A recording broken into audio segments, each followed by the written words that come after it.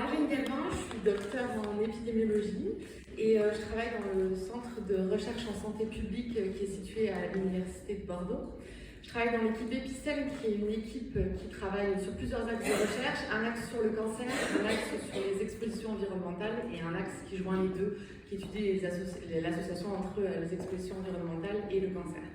Moi, je travaille particulièrement sur le cancer et notamment sur le cancer chez les sujets âgés, qui est la thématique de mon projet.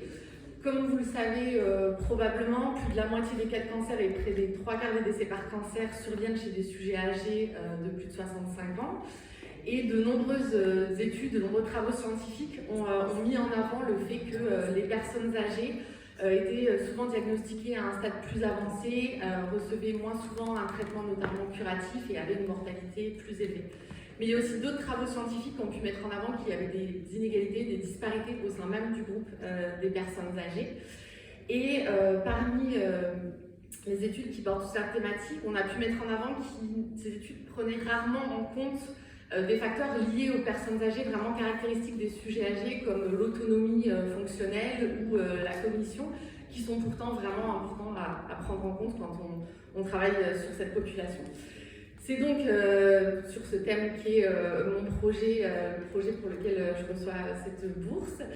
Mon projet a pour but de répondre à la question de savoir quels sont les facteurs de la prise en charge et du devenir, tant sur le plan de l'autonomie que de la cognition ou de la mortalité des sujets âgés atteints d'un cancer.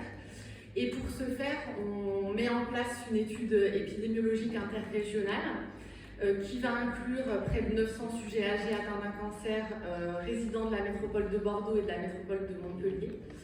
On s'appuie sur une étude populationnelle qui a commencé en 1999, qui a inclus des sujets âgés de 65 ans et plus et qui ont été suivis pendant 17 ans, tous les 2 à 3 ans. Grâce au registre des cancers, qui sont des structures qui enregistrent tous les cas de cancer sur un territoire donné, chez les résidents de ce territoire, on va pouvoir identifier les cas de cancer parmi les sujets âgés de cette étude. Et pour information, pour ceux qui ne le savent pas, le département de la Gironde est couvert par un registre des cancers qui enregistre donc tous les cas de cancer chez les résidents girondins. Pour cette étude, on va aussi avoir accès aux données de l'assurance maladie qui vont nous permettre d'avoir toutes les données sur les traitements et les hospitalisations.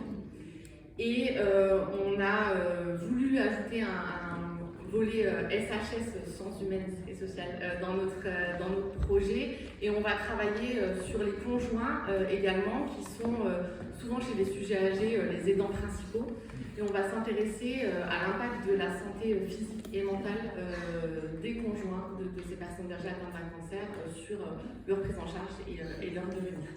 Donc, grâce à ce projet, on va pouvoir identifier des sous-groupes de patients vulnérables pour lesquels on pourrait mettre en place des interventions et proposer une prise en charge adaptée.